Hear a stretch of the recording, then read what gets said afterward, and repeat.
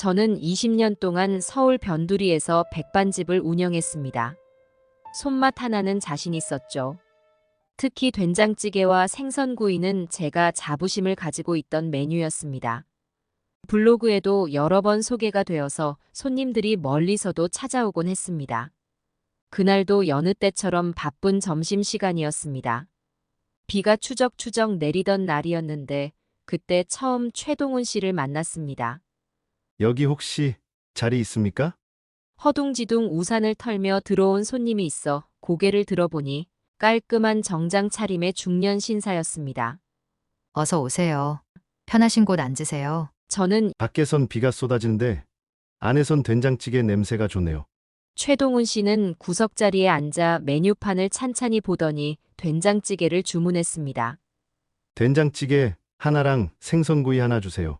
네. 곧 준비해 드리겠습니다. 그날따라 된장찌개를 특별히 정성스럽게 끓였던 기억이 납니다. 식당을 하다 보면 이상하게 그날 특별히 신경 써야 할 손님이 오는 날이 있거든요. 된장찌개를 내어드리고 얼마 지나지 않아 최동훈 씨가 저를 불렀습니다. 저기 사장님, 네. 무슨 일이신가요? 이 된장찌개 어머니 생각이 나네요. 최동훈 씨의 눈가가 붉어졌습니다. 제가 어릴 적 어머니가 해주시던 맛이에요. 아이고, 과찬이십니다. 이 근처에서 사업체를 운영하는데 앞으로 자주 올 것 같네요. 그날 이후로 최동훈 씨는 정말 매일같이 찾아왔습니다. 점심시간만 되면 어김없이 식당 문을 열고 들어와 구석자리에 앉아 된장찌개를 드셨죠. 사장님, 오늘도 어머니 생각나게 해주셔서 감사합니다. 매일 오시니까 이제 단골 손님이시네요. 네. 이제 이곳이 저의 일상이 되었습니다. 한 달쯤 지났을까요? 어느 날은 점심 장사가 끝나고 한가한 시간에 최동훈 씨가 찾아왔습니다. 사장님, 잠시 이야기 좀 나눌 수 있을까요? 네. 앉으세요. 사실 제가 아들 하나를 키우고 있습니다. 아, 그러시구나. 아내는 15년 전에 하늘나라로 갔어요. 최동훈 씨의 이야기는 그렇게 시작되었습니다. 아들이 5살 때였어요. 암이었어요? 많이 힘드셨겠어요. 네. 그동안 아들 준서 하나 보면서 살았는데 최동훈 씨는 지갑에서 아들 사진을 꺼내 보여주었습니다. 대학생이에요. 사진 속 청년은 밝게 웃고 있었습니다. 아드님이 참 준수하시네요. 네.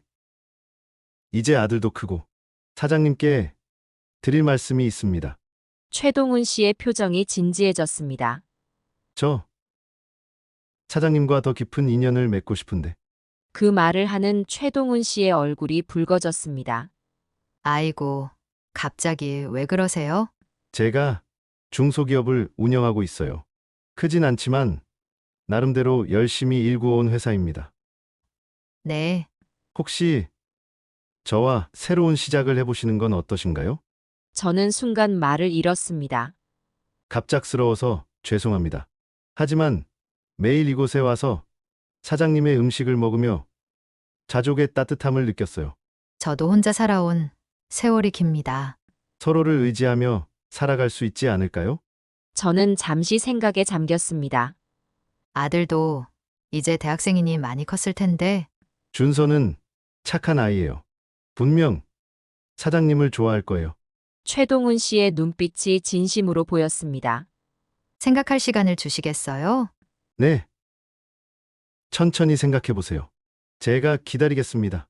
그렇게 우리의 인연은 시작되었습니다. 매일 점심시간이면 찾아오는 최동훈 씨를 보며 저는 조금씩 마음의 준비를 했습니다. 어머니 맛이 나는 된장찌개가 이제는 가족의 맛이 되었으면 좋겠습니다. 최동훈 씨는 그렇게 말하며 매일 식당을 찾았고 저는 그의 진심을 조금씩 받아들이게 되었습니다. 그해 가을, 단풍이 물들 무렵 저는 최동훈 씨의 청혼을 받아들였습니다. 결혼식은 조촐하게 치렀습니다. 식당 단골 손님들과 회사 직원들만 초대했습니다. 결혼식 다음 날 남편이 제안을 했습니다. 여보, 우리 강릉 여행 한번 다녀올까요? 준서도 데리고요. 갑자기요? 새 가족이 된 기념으로요. 준서도 방학이고. 그렇게 우리는 첫 가족 여행을 떠났습니다. 준서는 뒷자리에서 책을 보다가도 창밖을 내다보며 들뜬 목소리로 이야기를 했습니다. 저기 바다가 보여요. 마치 어린아이처럼 신나하는 준서를 보니 웃음이 났습니다.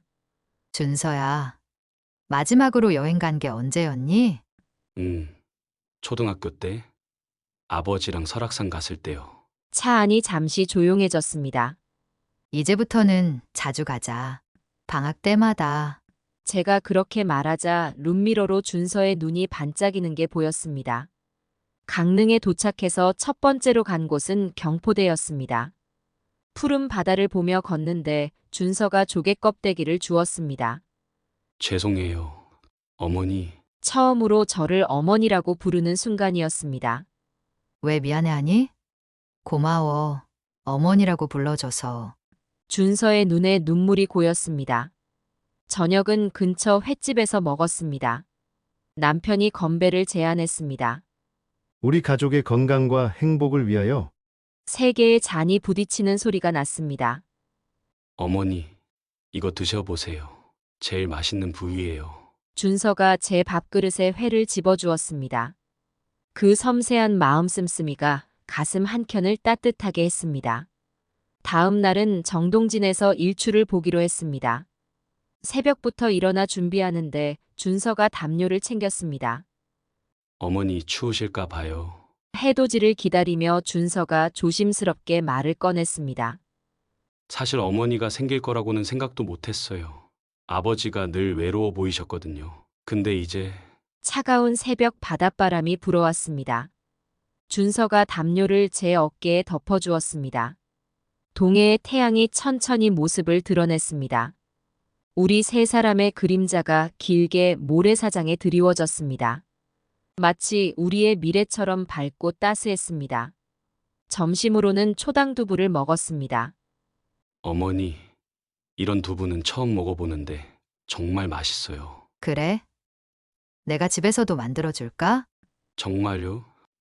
어머님이 두부도 만드실 줄 아세요? 식당 하면서 이것저것 배웠지. 남편이 흐뭇한 표정으로 우리를 바라보았습니다. 오후에는 주문진 수산시장에 들렀습니다. 이건 서울 가져가서 먹어야겠다. 제가 고르는 생선을 보며 준서가 물었습니다. 어머니는 생선 요리를 정말 잘하시죠? 그래. 내 생선구이는 식당에서 꽤 인기야. 저도 이제 어머니 생선구이 매일 먹을 수 있겠네요. 발걸음을 옮기며 이런저런 이야기를 나눴습니다. 학교 생활은 어떠니? 열심히 하고 있어요. 그런데 준서가 무언가 할 말이 있는 듯 머뭇거렸습니다. 마지막 날, 우리는 오죽헌을 찾았습니다. 신사임당의 이야기를 들으며 준서가 말했습니다. 어머니도 이런 어머니 같으시네요. 왜? 자식을 위해서라면 뭐든 하실 것 같아서요. 그 말이 가슴에 오래도록 남았습니다. 서울로 돌아오는 길, 준서가 깊이 잠들었습니다. 백미러로 그 모습을 바라보며 생각했습니다. 그래. 난 이제 너의 어머니야. 그렇게 우리의 첫 가족여행은 끝이 났습니다. 새 집으로 이사하고 한 달쯤 지났을 때였습니다. 늦은 밤, 준서의 방에서 불빛이 새어나와 노크를 했습니다. 아직 안 자고 공부하니? 책상 위에는 의학 전문 서적들이 가득했습니다. 어머니, 말씀드릴 게 있어요. 준서가 조심스럽게 입을 열었습니다. 사실 저 지금 휴학 중이에요. 휴학을 했다고? 네, 의대 편입을 준비하고 있거든요. 준서는 현재 서울의 한명문대 생명과학과 3학년이었습니다. 하지만 2학년을 마치고 휴학계를 냈다고 했습니다. 어릴 때부터 의사가 되는 게 꿈이었어요. 준서의 이야기를 들어보니 어머니가 돌아가시기 전 병원에서 만난 의사 선생님의 영향이 컸다고 했습니다. 그 선생님이 엄마를 살리진 못했지만 마지막까지 정말 최선을 다해 주셨거든요. 준서의 눈시울이 붉어졌습니다. 그때부터였어요. 저도 그 선생님처럼 되고 싶다고 생각한 게 하지만 고등학교 때는 의대 진학을 포기했답니다. 아버지 회사가 어려워지기 시작했다는 걸 알았기 때문입니다. 그래서 생명과학과로 진학했지만 의사의 꿈을 버리지는 못했나 봅니다. 지금 성적으로는 편입이 가능할 것 같아요. 준서가 보여준 성적표에는 모두 A+가 빼곡했습니다. 하지만 아버지께는 말씀드리지 못했어요. 그날 밤 남편에게 물어보았습니다. 회사가 많이 어려운가요? 남편은 한숨을 쉬었습니다. 말하려고 했어요. 거래처 하나가 부도가 났습니다. 준서 그 애가 남편의 얼굴이 굳어졌습니다. 혹시 의대 편입 이야기를 하던가요? 알고 계셨어요? 그 애 책상 서랍에서 의학 전문 서적이랑 편입 준비 자료들을 봤어요. 남편의 목소리가 떨렸습니다. 지금 형편으로는 제가 감당할 수가 없어요. 남편의 한숨 소리가 방 안을 가득 채웠습니다. 다음 날 아침, 저는 은행에 가서 통장을 확인했습니다. 20년 동안 식당을 하면서 모은 적금과 보험금이 꽤 되었습니다. 의대 편입 학원비와 등록금을 알아보았습니다. 편입 학원비만 해도 1년에 1,000만 원이 넘었습니다. 의대 등록금과 생활비까지 하면 한 학기에 2천만 원. 6년이면 계산기를 두드리는 손이 떨렸습니다. 그래도 결심했습니다. 식당을 팔기로 한 것입니다. 사장님, 정말 파실 건가요? 단골 손님들이 못내 아쉬워했습니다. 네. 아들 공부시키려고요. 친아들도 아닌데 그렇게까지 하시게요? 제 대답은 단호했습니다. 이제는 제 아들입니다. 한 달 후 식당은 새로운 주인을 맞이했습니다. 적금을 해지하고 보험을 해약했습니다. 그리고 준서를 불렀습니다. 준서야, 네, 어머니. 편입 준비 제대로 해보자. 준서의 눈이 커졌습니다. 하지만 아버지 회사가 걱정하지 말고 공부에만 전념하렴. 저 때문에 어머니 식당을. 식당은 또 할 수 있어. 하지만 너의 꿈은 지금이 아니면 이룰 수 없잖니? 준서는 서울에서 제일 좋다는 의대 편입 학원에 등록했습니다. 매일 새벽부터 늦은 밤까지 공부했습니다. 저는 그 사이 인근 식당에서 일하며 생활비를 벌었습니다. 어머니, 모의고사에서 최상위권 나왔어요. 준서가 자랑할 때마다 제 가슴도 뿌듯했습니다. 준서는 편입시험을 치렀고 마침내 준서가 서울의 한 사립의대에 합격했다는 소식을 들었습니다. 어머니, 제가 합격했어요. 준서가 달려와 저를 끌어안았습니다. 그 아이의 품에 안겨 저도 모르게 눈물이 흘렀습니다. 어머니, 울지 마세요. 이제 제가 의사 되어서 효도할게요. 남편도 덩달아 우리를 끌어안았습니다. 우리 세 사람은 한동안 그렇게 서로를 껴안은 채 울었습니다. 그날 저녁, 저는 특별히 준서가 좋아하는 김치찌개를 끓였습니다. 우리 의대생 아들 소주 한잔 하자. 남편이 준서의 잔을 채워주었습니다. 이제 진짜 시작이구나. 결혼하고 나서 저는 식당 일보다 준서를 챙기는 일이 더 중요했습니다. 아침이면 일찍 일어나 도시락을 쌌습니다. 어머니, 저 도시락 안 싸주셔도 되는데. 의대생이 끼니를 대충 때우면 어떡하니? 처음에는 어색해하던 준서가 조금씩 도시락을 기다리게 되었습니다. 어머니, 김치볶음밥이 제일 맛있어요. 오늘은 뭐예요? 와, 오므라이스. 도시락을 받아들고 환하게 웃는 준서를 보는 것이 하루의 시작이었습니다. 한 번은 준서 친구들이 집에 놀러 왔습니다. 어머님, 준서가 맨날 자랑하더니 진짜 손맛이 대단하세요. 준서야, 너 복 받았다. 우리 엄마는 라면도 못 끓여. 저는 아이들 먹을 간식을 준비하면서 마음이 뿌듯했습니다. 준서가 친구들 앞에서 저를 자랑스럽게 소개하는 걸 들었거든요. 우리 어머니가 서울에서 제일 맛있는 된장찌개를 끓이시는데. 명절이 다가오면 우리는 함께 송편을 빚었습니다. 어머니, 저는 왜 이렇게 모양이 안 나오죠? 손이 커서 그래. 자주 하다 보면 늘 거야. 준서의 서툰 솜씨로 빚은 송편은 모양은 뭉뚱그렸지만 그래서 더 정이 갔습니다. 추석에는 준서가 친구들을 데려왔습니다. 어머니, 우리 동아리 친구들인데요. 다들 고향에 못 가서 그래. 밥 많이 먹고 가렴. 친구들과 둘러앉아 송편을 빚는 준서의 모습이 얼마나 행복해 보이던지. 주말이면 준서는 제 식당에서 일을 도왔습니다. 어머니, 이번 주에 시험 없으니까 제가 서빙할게요. 처음에는 어설프게 그릇을 나르던 아이가 어느새 손님들의 주문을 척척 받아 적었습니다. 준서 군 졸업하면 우리 동네 의사 되는 거지? 단골 손님들이 그렇게 물으면 준서는 멋쩍게 웃곤 했습니다. 특히 기억에 남는 건 준서의 생일이었습니다. 밤새 미역국을 고았습니다. 어머니, 제 생일 어떻게 아셨어요? 엄마가 이걸 모르면 되겠니? 준서의 눈시울이 붉어졌습니다. 그날 아침, 준서는 평소보다 일찍 일어나 식탁에 앉았습니다. 어머니가 끓이신 미역국은 우리 친엄마가 끓여주시던 맛이에요. 그 말을 하는 준서의 눈에서 눈물이 흘렀습니다. 저도 덩달아 눈시울이 뜨거워졌습니다. 준서는 점점 더 바빠졌습니다. 아침에는 도시락을 싸고 저녁에는 보양식을 준비했습니다. 어머니, 삼계탕이에요? 공부하느라 몸이 허해질까봐. 식당 일이 바빠도 준서 방에는 매일 깎아놓은 과일이 있었습니다. 보약 다리는 냄새가 집안에 가득했습니다. 어머니, 저 이런 거 안 먹어도 되는데. 공부하는 게 힘들 텐데 이 정도는 해야지. 어느 날은 준서가 친구들과 술을 마시고 늦게 들어왔습니다. 죄송해요. 어머니, 걱정되어 기다리고 있었는데 준서가 제 손을 잡았습니다. 친구들이 물어봐요. 새어머니랑 잘 지내냐고.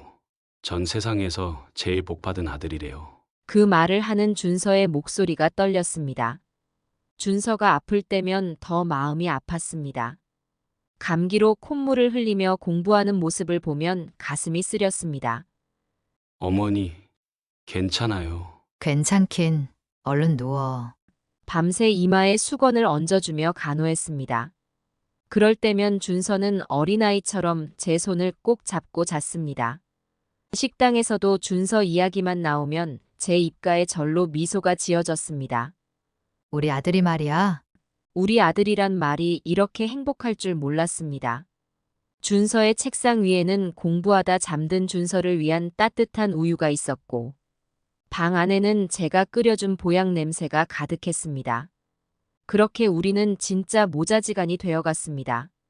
피는 섞이지 않았지만 마음은 하나가 되어가고 있었습니다. 하늘나라에 계신 준서의 친어머니도 우리를 보며 흐뭇해하실 거라 믿었습니다. 준서의 의대 첫 학기가 시작되고 그리 오래 지나지 않았을 때였습니다. 남편이 갑자기 체한 것처럼 속이 좋지 않다고 했습니다. 여보, 병원 한번 가보는 게 어떨까요? 괜찮아요. 그냥 과로인 것 같아. 하지만 상태는 나아지지 않았습니다. 어느 날 아침 남편이 갑자기 쓰러졌습니다. 여보, 정신 차려요. 급하게 응급실로 실려가는 남편을 따라 병원으로 갔습니다. 검사 결과를 기다리는 시간이 왜 그리 길게 느껴지던지 최동훈님 보호자분, 의사를 따라 상담실로 들어갔습니다. 암입니다. 간암 말기, 순간 세상이 무너지는 것 같았습니다. 전이가 많이 진행된 상태라. 의사의 말이 귀에 들어오지 않았습니다. 병실로 돌아와 보니 남편이 깨어 있었습니다. 여보, 미안해요. 남편의 마른 손을 잡았습니다. 무슨 소리예요? 이제부터 시작이에요. 그날부터 제 하루는 2배로 바빠졌습니다. 낮에는 식당 일을 했습니다. 밤에는 병원에서 간병을 했고요. 주위에서 안타까워하며 도와주겠다고 했지만 제가 고개를 저었습니다. 감사합니다만 제가 해야 할 일이에요. 항암 치료가 시작되었습니다. 남편의 머리카락이 하나둘 빠지기 시작했습니다. 여보, 이제 면도해버릴까요? 내가 해드릴게요. 면도기로 남편의 머리를 밀어주는데 눈물이 앞을 가렸습니다. 울지 마요. 이렇게라도 살아있어서 다행이에요. 준서는 매일 병원에 들렀습니다. 어머니, 오늘은 실습이 있어서 걱정 마. 내가 있으니까. 밤이면 병실 소파에서 잠깐 눈을 붙였습니다. 그마저도 남편의 소리에 깨기 일쑤였지만 여보, 제가 깨어 있을게요. 간병인을 쓰자는 준서의 말도 거절했습니다. 돈 걱정하지 마. 내가 할 수 있어. 하루하루가 전쟁이었습니다. 아침이면 식당으로 달려갔습니다. 점심 장사가 끝나면 바로 병원으로 갔고요. 이러다 쓰러지시겠어요. 주위의 걱정 어린 말에도 웃으며 답했습니다. 괜찮아요. 전 튼튼하니까요. 항암 치료 비용이 만만치 않았습니다. 한 번 치료할 때마다 몇백만 원씩 들어갔죠. 게다가 준서의 의대 등록금도 있었습니다. 밤 11시가 되면 주방 일을 마치고 바로 병원으로 갔습니다. 새벽 5시면 다시 식당으로 가야 했죠. 어머니, 제가 휴학할까요? 준서가 걱정스러운 눈으로 물었습니다. 안 돼. 너의 꿈을 포기하면 안 되지. 어느 날은 병원비가 부족해서 밤새 울었습니다. 하지만 다음 날 아침이면 씩씩하게 일어났습니다. 여보, 오늘은 기운이 좀 어떠세요? 푸석한 얼굴로도 남편은 미소를 지었습니다.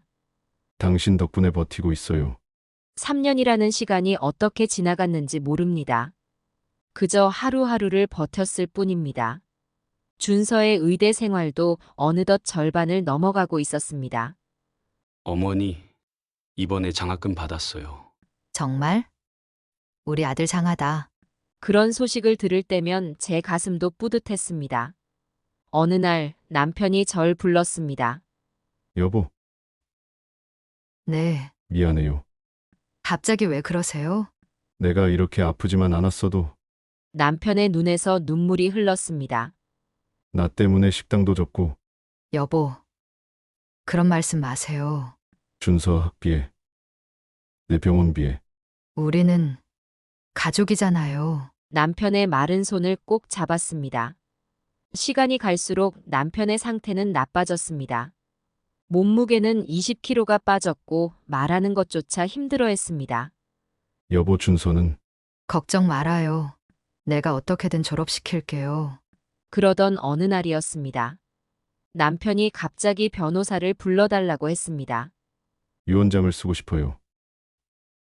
여보, 이제 시간이 얼마 안 남은 것 같아요. 변호사가 와서 유언장을 작성했습니다. 그런데 이상했습니다. 저에 대한 이야기는 한마디도 없었거든요. 모든 재산을 준서에게 상속한다는 내용뿐이었습니다. 재산이 생각보다 더 많았어요. 여보. 저는 남편이 제 손을 잡았습니다. 당신은 준서를 믿지요? 그렇게 말하는 남편의 눈빛이 애처로웠습니다. 그럼요. 우리 아들이 잘할 거예요. 그것이 남편의 마지막 말이었습니다. 다음 날 새벽 남편은 조용히 눈을 감았습니다.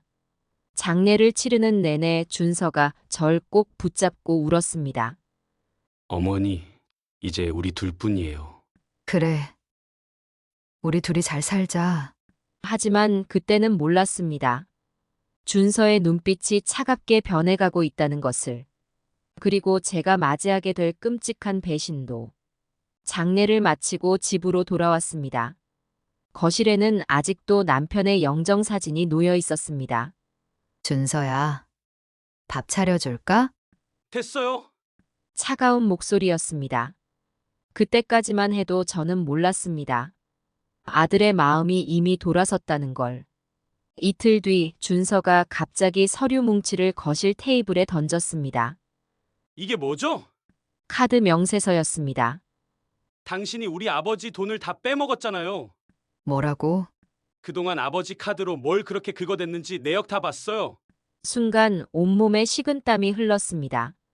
준서야, 그건 백화점에서 산 명품 가방도 있고 그건 너 생일 선물로. 성형외과 비용도 있네요. 그건 너의 아버지가 남편이 제게 해준 마지막 선물이었습니다. 피부 관리 받으라고.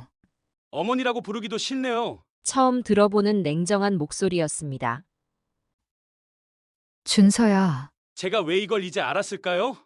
준서의 눈빛이 달라져 있었습니다. 아버지 병원비라며 쓴 돈들 다 어디에 썼죠? 그건 정말 항암 치료비가 그렇게 비싸던가요? 가슴이 찢어지는 것 같았습니다. 준서야. 엄마 말 좀. 엄마라고 부르지 마세요. 준서가 소리를 질렀습니다. 당신은 제 엄마가 아니에요. 그 말이 심장을 관통했습니다. 내가 널 위해서 저를 위해서요? 준서가 비웃듯 말했습니다. 의대 등록금이요? 그것도 다 아버지 돈으로 낸 거잖아요. 아니야. 내 식당판. 거짓말 하지 마세요. 준서가 탁자를 내리쳤습니다. 당신 같은 여자를 우리 아버지가 왜 만났을까? 눈물이 앞을 가렸습니다. 내가 얼마나 널 사랑했는데. 사랑? 웃기지 마. 준서가 차갑게 웃었습니다. 아버지 재산 노리고 접근한 주제에 준서야. 이제 와서 무슨 사랑이에요? 준서는 서류를 하나하나 넘기며 말을 이었습니다. 여기 봐요. 백화점, 성형외과, 호텔 숙박. 그건 너의 아버지랑. 역겨워요. 준서의 말 한마디 한마디가 비수가 되어 꽂혔습니다. 아버지가 아프다고 할 때부터 이랬던 거죠?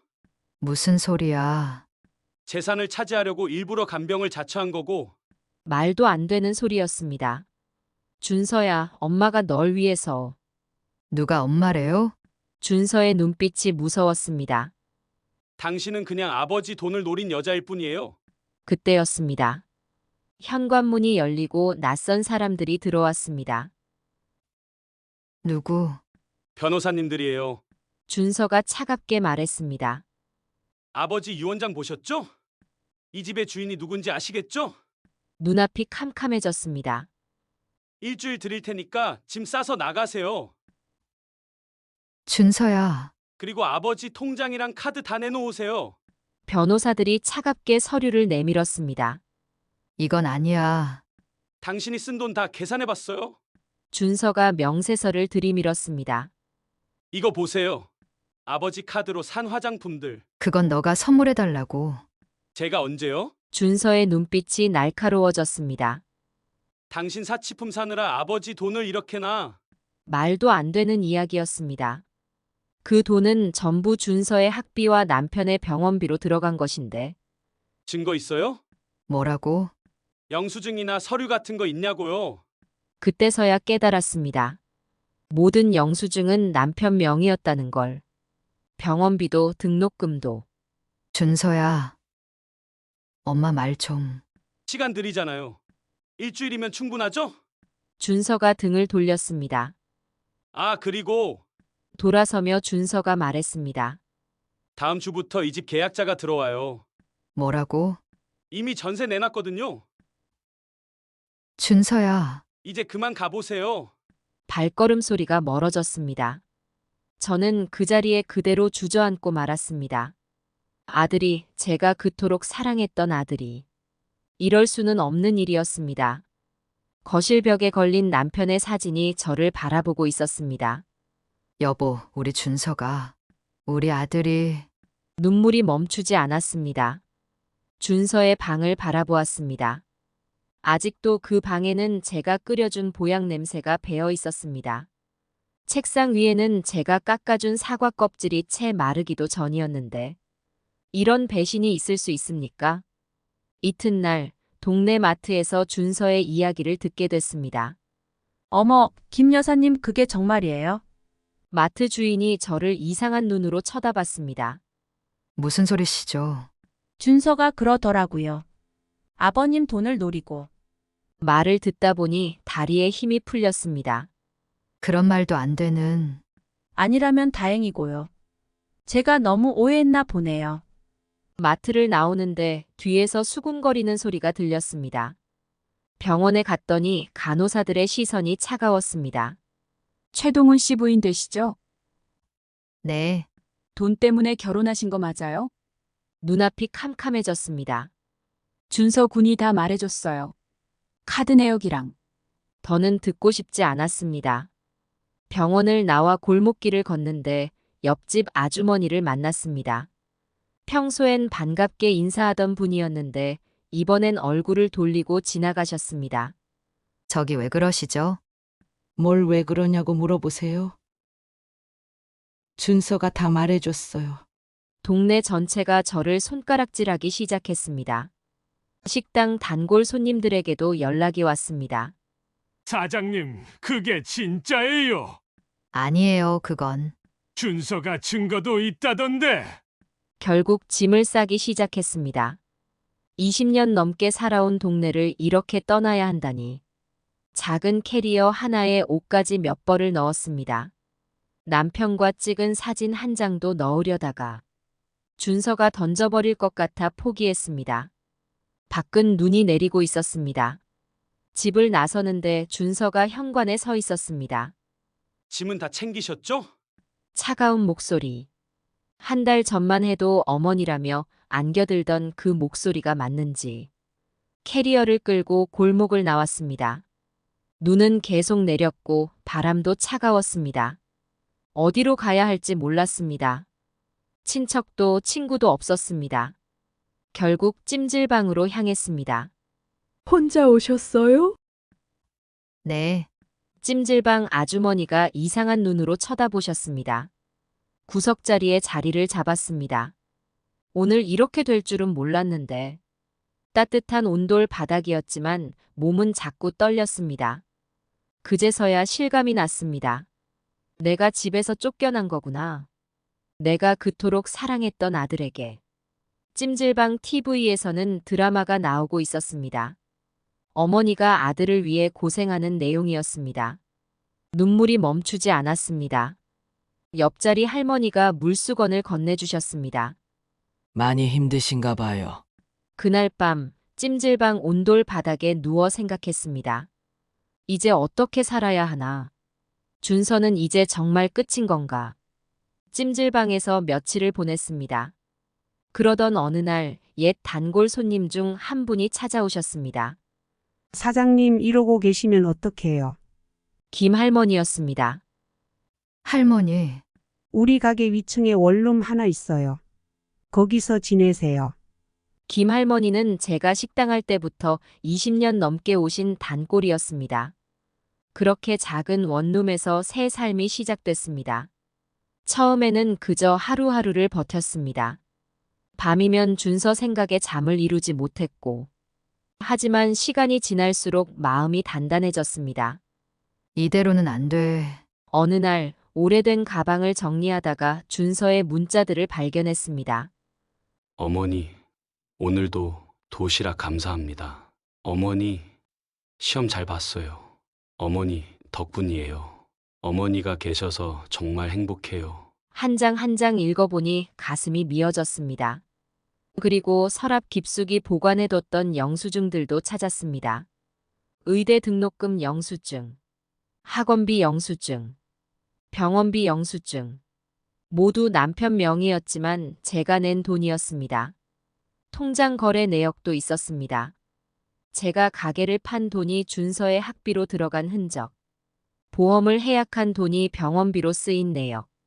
하나하나 정리하기 시작했습니다. 김 할머니가 분식집 자리를 소개해 주셨습니다.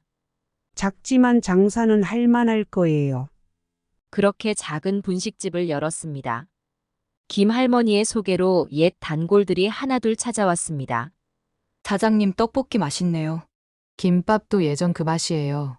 하루하루 장사를 하면서도 증거들을 모으는 일을 멈추지 않았습니다. 준서가 보낸 카톡 내용을 캡처해서 모았고 병원비 내역도 하나하나 정리했습니다. 그러던 어느 날이었습니다. 단골 손님이 들려준 이야기. 준서 선생님이 곧 결혼하신대요. 결혼이요? 네. 강남에서 3대째 한의원 집 딸이랑요. 가슴이 덜컥 내려앉았습니다. 그 집이 노인의료 봉사로 유명하다던데. 귀가 솔깃해졌습니다. 알아보니 그 집안은 노인의료봉사로 여러 번 표창도 받았다고 합니다. 특히 예비장인이 될 분은 평생을 노인의료 발전에 바친 원로 한의사라고 했습니다. 노인 공경이 으뜸인 집안에. 문득 머릿속에 한 가지 생각이 스쳤습니다. 저런 분들이라면 준서의 진실을 알아주시지 않을까? 증거들을 다시 한번 정리했습니다. 준서가 보낸 문자들, 카드 내역, 등록금 영수증, 병원비 기록, 그리고 남편과 준서가 찍은 사진들, 우리 가족의 행복했던 순간들, 모든 것이 준비되었습니다. 이제 진실을 밝힐 때가 온 것 같았습니다. 준서야, 너가 나를 이렇게 만들었어. 이제는 내가 움직일 차례구나. 마음을 단단히 먹었습니다. 복수는 이렇게 시작되었습니다. 그날 아침 평소보다 일찍 일어났습니다. 오랫동안 준비해온 날이었으니까요. 거울 앞에 서서 한참을 망설였습니다. 이러면 안 되는 걸까? 순간 준서의 차가운 말이 떠올랐습니다. 당신은 제 엄마가 아니에요. 가슴이 다시 무너져 내렸습니다. 옷장을 열었습니다. 제일 단정한 옷을 골랐습니다. 여보, 내가 이러는 게 맞는 걸까요? 한의원 주소를 다시 한번 확인했습니다. 강남 한복판의 번화가. 낯선 동네라 몇 번이나 길을 헤맸습니다. 마침내 한의원을 찾았습니다. 현관에 걸린 현판이 눈부시게 반짝였습니다. 3대째 내려온 한의원. 들어가기 전 잠시 숨을 골랐습니다. 저 원장님을 뵙고 싶은데요. 젊은 간호사가 저를 위아래로 훑어보았습니다. 예약하셨나요? 아니요. 준서 어머니입니다. 간호사의 표정이 순식간에 변했습니다. 준서 선생님, 어머니는 돌아가신 걸로 알고 있는데요. 마치 가시로 찌르는 듯한 말투였습니다. 재혼한 어머니입니다. 아, 그분이시구나. 간호사의 눈빛이 더욱 차가워졌습니다. 원장님께서는 지금 진료 중이세요. 기다리겠습니다. 쌀쌀한 날씨였습니다. 현관 앞 계단에 앉았습니다. 지나가는 사람들이 이상한 눈으로 쳐다봤습니다. 누군가 한의원에 들어가면서 제게 걸려 넘어질 뻔했습니다. 아니, 여기가 앉아 있을 때요. 비웃음 섞인 말들이 귓가를 스쳤습니다. 1시간이 지났습니다. 다리가 저려왔지만 자리를 뜨지 않았습니다. 간호사가 한 번씩 문을 열고 나와 저를 확인했습니다. 2시간째. 배가 고파오기 시작했습니다. 아침을 제대로 먹지 못했거든요. 준서가 어렸을 때가 생각났습니다. 시험 잘 보라고 아침마다 특별히 챙겨주던 일들. 3시간이 되어갈 무렵 아직도 안 가셨네요. 간호사가 한숨을 쉬었습니다. 해가 저물기 시작했습니다. 무릎이 아파 견딜 수가 없었습니다. 그때 한의원 문이 열렸습니다. 누구시죠? 점잖은 목소리의 노신사였습니다. 흰 머리에 금태 안경을 쓴 분이었습니다. 원장님, 저는 일어서려는데 다리에 감각이 없었습니다. 들어오세요. 원장실은 한약 냄새로 가득했습니다. 벽에는 표창장들이 가득했습니다. 노인의료봉사상, 지역사회공헌상. 준서 어머님이시라고요? 네, 무슨 일로 오셨나요? 떨리는 손으로 가방을 열었습니다. 오랫동안 모아온 증거들, 준서가 보냈던 문자들을 먼저 보여드렸습니다. 이건 원장님이 안경을 고쳤으며 문자들을 읽기 시작했습니다. 어머니, 오늘도 도시락 감사합니다. 어머니, 시험 잘 봤어요. 어머니, 덕분이에요. 어머니가 계셔서 정말 행복해요. 이건 모두 제가 준서를 얼마나 사랑했는지 보여주는 증거입니다. 원장님의 표정이 조금씩 변했습니다. 다음은 등록금 영수증이었습니다. 제가 20년 운영하던 식당을 팔아서 잠깐만요. 원장님이 전화를 걸었습니다. 여보, 좀 내려와 주겠소? 잠시 후 단아한 모습의 부인이 들어왔습니다. 이게 무슨... 들어보시오. 깊은 한숨을 내쉬고 이야기를 시작했습니다. 처음 준서를 만난 건 떨리는 목소리로 이야기를 시작했습니다. 그 아이가 얼마나 착한 아들이었는지, 명절이면 함께 송편을 빚던 일. 시험 기간이면 밤늦게까지 공부하는 아들 방에 따뜻한 우유를 놓아주던 일. 이게 제가 식당 판 통장 내역입니다. 원장님 부부가 자세히 들여다보았습니다. 그리고 이건 손이 떨렸습니다. 남편이 아프고 난 뒤에 병원비 영수증입니다. 한 장 한 장 넘기실 때마다 그때의 기억이 떠올랐습니다. 항암 치료비를 마련하려 밤낮 없이 일하던 날들. 준서의 등록금을 위해 보험을 해약하던 순간. 근데 등록금을 계속 내주셨나요? 네. 제가 다 내줬습니다. 계속 내주실 필요가 있었을까요? 인턴, 레지던트도 적지 않은 월급을 받는데. 네. 뭐라고요? 아플싸. 준서가 속였다는 사실에 저는 머리가 어지러웠습니다. 그리고 이건 제가 준서 도시락 싸주던 사진들이에요. 김밥을 예쁘게 말아놓은 도시락. 준서가 환하게 웃으며 찍은 사진. 그런데 남편이 떠나고 목이 메었습니다.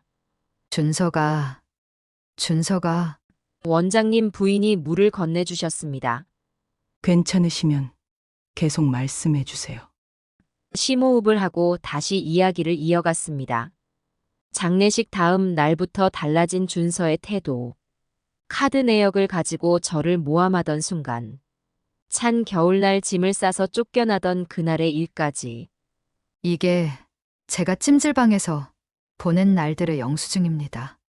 원장님의 손이 부르르 떨렸습니다. 이런 폐륜이 있을 수가. 부인은 눈물을 훔치고 계셨습니다. 준서 녀석이 어떻게? 그때였습니다. 준서가 한의원으로 들어섰습니다. 장인어른, 외부로. 저를 보는 순간 준서의 얼굴이 하얗게 변했습니다. 당신이 왜 여기에... 앉아라. 원장님의 음성이 차가웠습니다. 이게 다 사실이냐? 준서가 자리에 주저앉았습니다. 그건... 어머니를 배신하고 쫓아내고. 장인어른, 제가 설명할 수 있습니다. 설명할 것이 뭐가 있다는 거요? 원장님이 책상을 내리쳤습니다. 노인을 속이고 부모를 배신한 사람과는 장인어른... 나를 장인이라 부르지 마시오. 부인이 일어섰습니다. 우리 딸은 이런 사람과 결혼할 수 없어요. 장모님... 위약금도 청구할 거요. 준서가 갑자기 제게 달려들었습니다. 당신이 이러는 거죠? 당신이!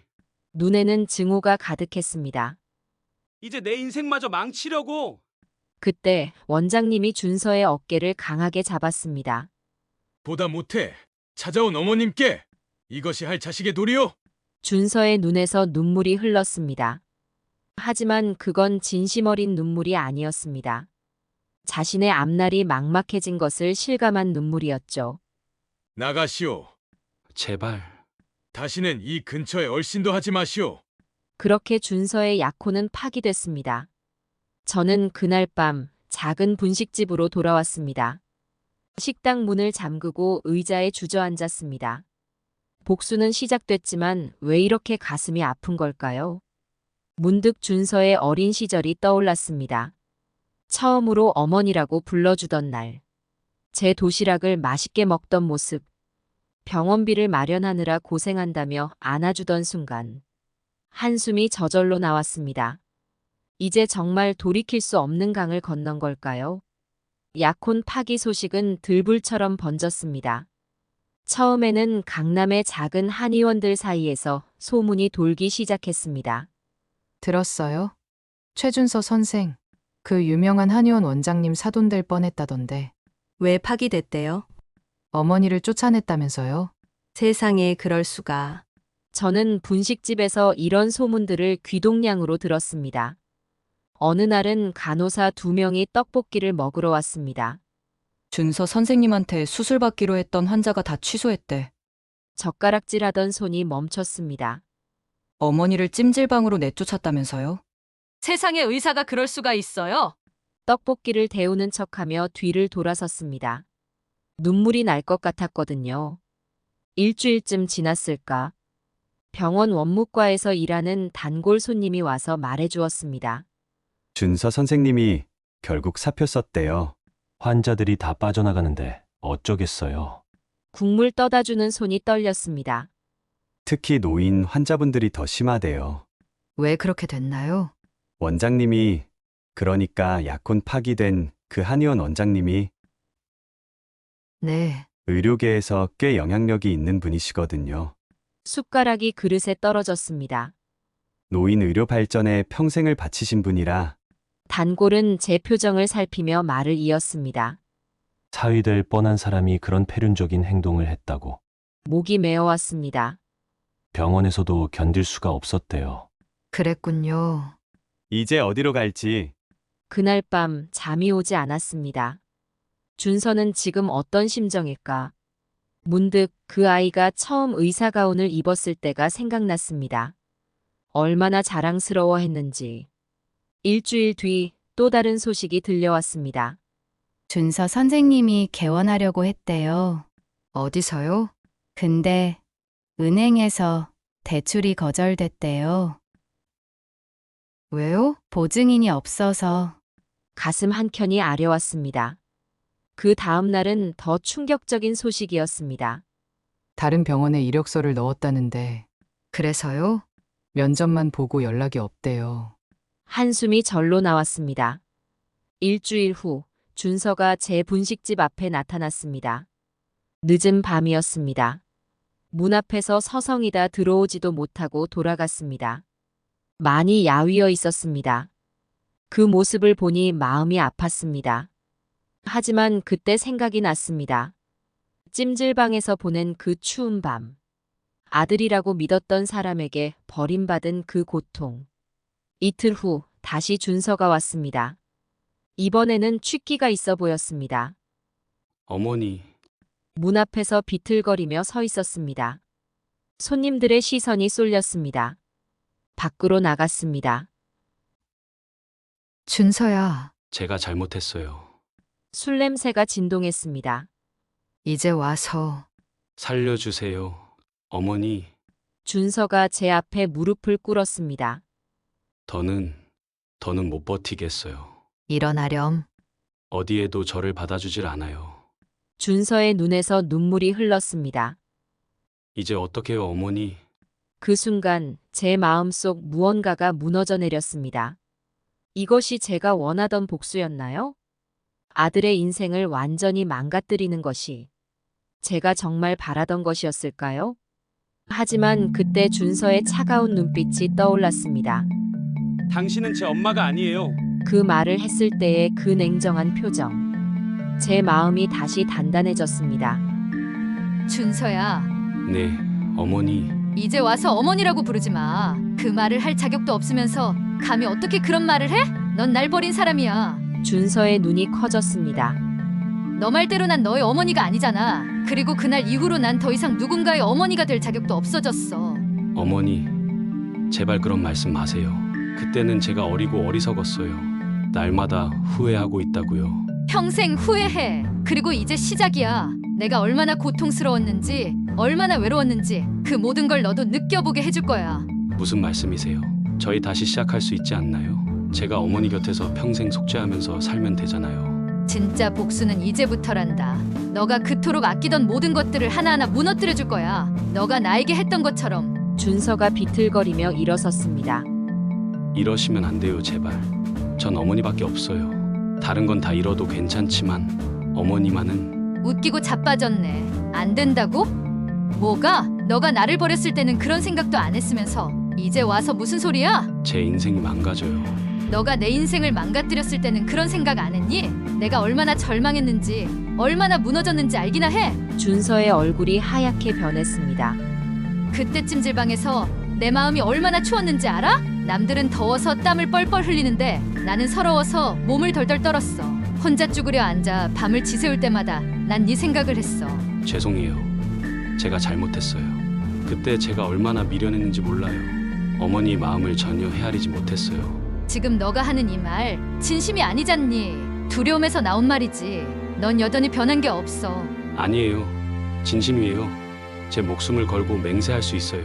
어머니를 위해서라면 뭐든 할 수 있다고요. 그래? 그럼 너의 진심을 보여줘. 너가 정말 달라졌다면, 너가 정말 후회한다면 증명해봐. 어떻게 하면 되죠? 제가 무엇을 해야 어머니의 용서를 받을 수 있나요? 제가 차갑게 웃었습니다. 그건 너가 알아서 해. 어머니, 제발 저를 버리지 마세요. 제발 한 번만 기회를 주세요. 제가 이번엔 절대 실망시키지 않을게요. 이제 그만 가봐. 더 이상 볼 일 없어. 준서가 제 소매를 잡았습니다. 이건 와. 감히 날 건들지 마. 살려주세요. 제발. 어머니 없인 못 살아요. 제발 저를 용서해 주세요. 너도 날 그렇게 내쫓았잖아. 그날 난 얼마나 처절했는지 알아? 준서의 손에서 힘이 빠졌습니다. 그때 옆 가게 주인이 나왔습니다. 무슨 일이에요? 이 사람이 귀찮게 해요? 이런 뼈밖에 없는 놈이 어디서 행패야? 제가 확 뒤집어 엎어버릴까요? 아니에요.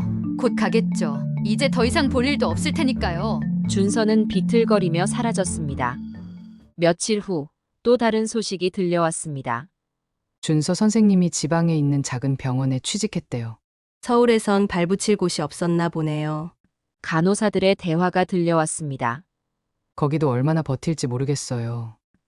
왜요? 원장님이, 그러니까 한의원 원장님이 거기까지 연락을 하셨대요. 세상에. 저는 김치를 썰면서 귀를 기울였습니다. 그런 의사는 어디에도 있을 자리가 없다고. 이틀 뒤 더 충격적인 소식이 들려왔습니다. 준서 선생님이 지방 병원에서도 쫓겨났대요. 거기서도요? 원장님이 거기까지 연락하셨다면서요. 그래서 어디로 갔대요? 그게 아무도 모른대요. 가슴 한켠이 덜컥 내려앉았습니다. 일주일, 2주일. 준서의 소식이 끊겼습니다. 어느 날 단골 손님의 이야기를 들었습니다. 준서 선생님이 해외로 도망갔다는 소문도 있어요. 아니요. 시골에서 술만 마신다고도 하던데. 사람들의 이야기가 제각각이었습니다. 어떤 이는 준서가 고시원에서 발견됐다고도 하고, 또 어떤 이는 산속 절에 들어갔다고도 했습니다. 하지만 진실은 아무도 몰랐습니다. 한 달이 지나고 2달이 지나고 준서의 행방은 오리무중이었습니다. 가끔 밤에 혼자 앉아 있으면 생각이 듭니다. 내가 너무한 걸까? 하지만 그때마다 찜질방에서 보낸 그 추운 밤이 떠올랐습니다. 준서가 저를 내쫓던 그 차가운 눈빛. 당신은 제 엄마가 아니에요. 그 말을 했을 때의 그 냉정한 표정. 이제와 후회한들 무슨 소용이 있을까요? 복수는 끝났습니다. 하지만 왜 이렇게 마음이 무거운 걸까요? 매일 밤 꿈에서 준서를 봅니다. 처음 만났을 때의 그 해맑은 모습으로, 어머니라고 부르며 안겨오던 그때의 모습으로, 눈을 뜨면 베개가 젖어 있곤 합니다. 이것이 제가 원한 결말이었을까요? 하지만 이미 돌이킬 수 없는 강을 건넜습니다. 이제는 정말 끝인 걸까요? 여러분은 제가 잘한 걸까요? 아니면 너무 심했을까요? 저는 지금도 가끔 제 선택을 되돌아봅니다. 단순히 복수심에 사로잡혀 과하게 한 것은 아닐까? 하지만 또 생각해보면 그날 밤 찜질방에서 덜덜 떨며 지새웠던 시간들. 제가 얼마나 사랑했던 아들인데.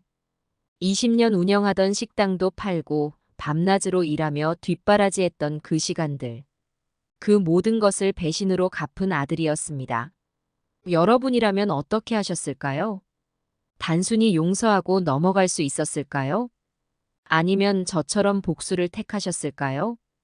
때로는 밤에 잠이 오지 않습니다. 준서가 지금 어디서 무얼 하고 있을지, 밥은 제대로 먹고 있는지, 그래도 의사 면허는 있으니 어딘가에서 살아가고 있겠죠. 여러분, 이 이야기를 듣고 계신 여러분은 어떻게 생각하시나요? 제가 한 선택이 너무 모진 것이었을까요? 아니면 당연한 결과였을까요? 복수는 결국 양날의 검이라고 하죠. 복수하는 사람의 마음도 함께 베어버린다고. 지금 제 마음이 그런 것 같습니다. 시원하면서도 아픈, 후련하면서도 무거운. 이런 복잡한 감정을 여러분은 이해하실 수 있나요? 제 이야기를 들어주셔서 감사합니다.